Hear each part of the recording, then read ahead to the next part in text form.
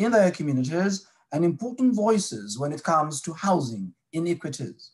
Welcome and thank you to Elisa Bradley, the Executive Director of Center for Equality Rights in Accommodation, and also Alexandra Rose Vargas, the Chair of East York ACORN, and Beth Wilson, who along with Nomi Lightman and Lumen Gingrich co-authored a fantastic report based on a 5-year study of housing called Spaces and Places of Exclusion, mapping rental disparities for Toronto's racialized and immigrant communities.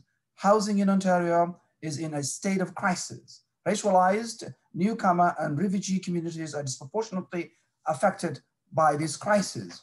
The study initiated by Social Planning Toronto in November 2020 very much influenced this bill and the immediate call to action that is needed to recognize housing as a human right in Toronto. Everyone deserves a good, stable place to call home, a place they can afford in a community that makes them feel safe and welcome. The NDP believes that housing is a human right. The housing crisis is not only a public health concern, but also one of a racial and economic injustice for Black, Indigenous, and racialized LGBTQ and disabled people, as well as people surviving in circle of poverty. There are extra roadblocks, including discrimination and systemic barriers that make it harder to get into a safe, stable, and affordable home. The pandemic has only made housing problems in Ontario that much more dangerous. This bill looks to address those inequities and disparities that exist in access to housing. Housing as a Human Right Act calls for government intervention in housing to focus on the rising inequities and disparities that exist with respect to housing and to adopt policies and programs that address spatial and social exclusion and segregation through equitable access to housing. We are calling in this bill for the establishment of the Office of the Independent Housing Commissioner. This commissioner will collect data relating to inequities and disparities that exist in Ontario with respect to housing and will conduct research into strategies to prevent evictions. The Independent Housing Commissioner will report their findings to the Minister of Municipal Affairs and Housing. A housing inequities and disparities working group will also be established, drawing from experts and lived experience in economic and social challenges many face with respect to access to proper housing in Ontario. Government after government has turned their back on people who need to get their families into safe, stable, and affordable housing. For decades, Conservative and Liberal governments have created loopholes and rules that benefit developers and big property owners and have made it increasingly harder for everyday folks to afford a place of their own. We feel it is time to fix the disparities in housing and to recognize housing as a human right. This bill sets out to do just that. I will now ask my colleague and co-sponsor of this bill, Sarah Singh, to say a few words. Thank you, Faisal, and good morning, everyone. And thank you to our excellent community leaders who are joining us here today, Beth, Alyssa, and Alejandra. I'm pleased to be joining you. And Faisal, congratulations on the good work you've been doing to bring this bill forward. And I'm so honored to be a co-sponsor and working on this with you. As a former housing critic, we heard every single day about the disparities in access to housing. And understanding, as we have throughout the pandemic, that social determinants of health are so critical and tied to that right to housing. If people are not safely housed, they cannot address underlying issues that would contribute to their health outcomes as well. So not only is this a public health concern, this is a concern that relates to, as you've indicated, income disparity and inequities in access to all levels of systems. So this bill is a first step to addressing some of those root causes, which we know have been neglected by previous conservative and liberal governments. Funding and housing simply wasn't at the rate that it needed to be. And this is why we see the lack of affordable housing stock available to people, but we also see the continuous cycle of poverty perpetuated for many because of a lack of a safe place to call home. This bill builds on our Homes You Can Afford plan that we've recently put forward as New Democrats to help address the housing crisis here in the province of Ontario, but takes it one step further by helping to establish an independent housing commissioner, as well as a working group that would look to address and collect the data that we need to drive evidence-based solutions here in the province of Ontario with respect to housing. So I'm proud to be working with you and working with you all to move this bill forward in our legislature. And as it continues to move through the legislative process, we look forward to your continued support and answering any questions that you have. So again, thank you to the social planning group in Toronto who have really been at the forefront of bringing this work forward. And again, congratulations to Faisal and everyone that's involved in this. Looking forward to the conversation.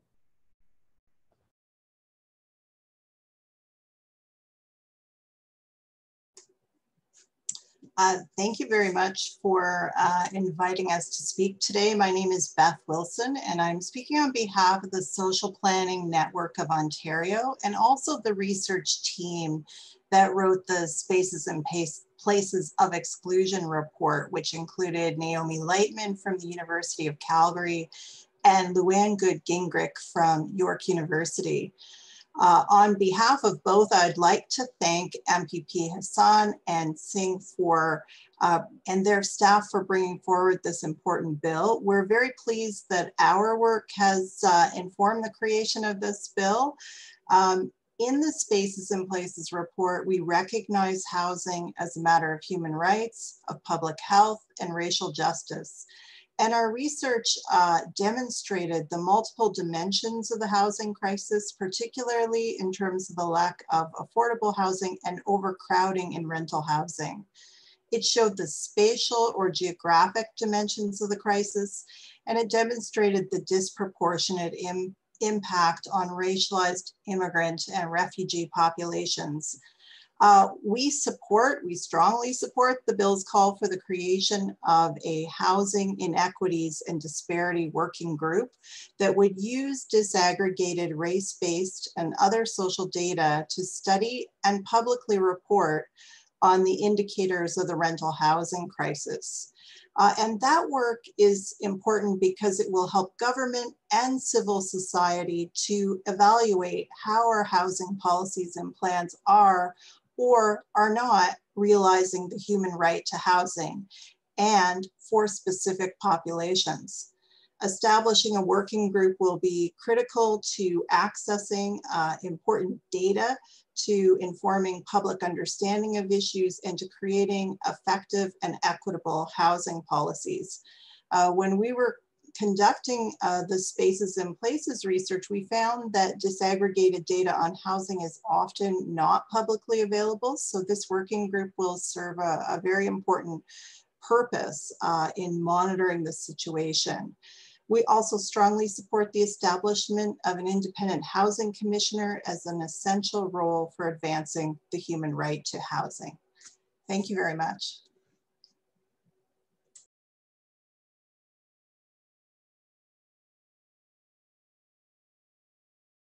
Good morning, everyone. My name is Alyssa Brierly, and I'm the Executive Director of CERA, the Centre for Equality, Rights and Accommodation, Canada's oldest charity working to advance the right to housing for all. I'm very pleased to be here this morning to support this important legislation that recognizes housing as a human right.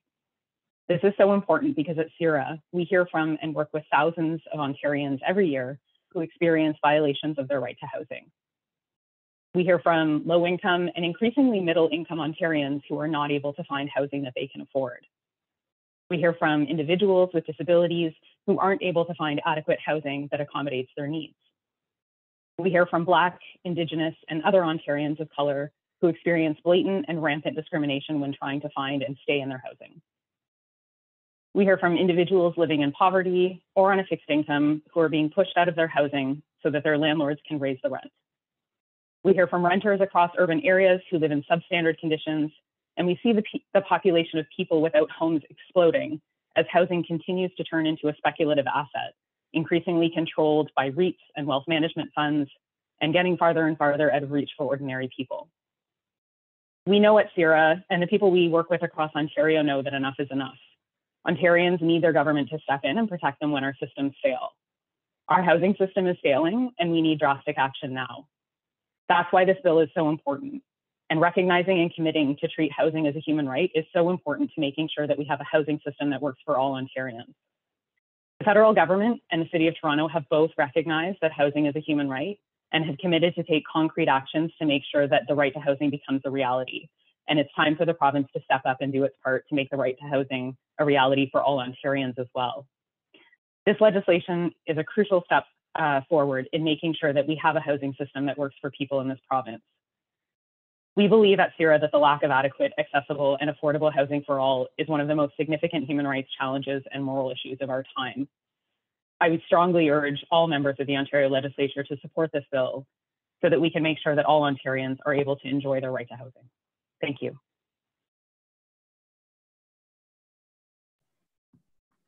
Thank you again for the invitation. My name is Alejandra Ruiz Vargas, and I represent ACORN. And ACORN is an organization who fights for social change. We are from low income and and moderate income. And as Alicia was saying, many more middle income are getting in the problem of housing. I am so happy about this bill, and I think so many people in Ontario are, because we need this bill. It's about time. And echo what we have been experiencing, besides what Alicia was saying, and Beth and Faisal and Sarah, is that we see a lot of evictions or threatening to evictions. It's about 10% of people right now that need rent relief. And this is what we have been asking to the government as well. And this is what we have been seeing. And of course, it's an obligation of the government to promote and to foster social housing. And we have not seen social housing for a long time. So this bill is an awesome bill, and we are so happy that this is happening right now. So thank you so much. And we are going to support you, and we're going to do whatever it takes that this bill go past, and that, well, support, isn't it? Support for you. And thank you so much for the opportunity. Thank you. And if any media on the line have a question, please, a reminder to use the raise hand function.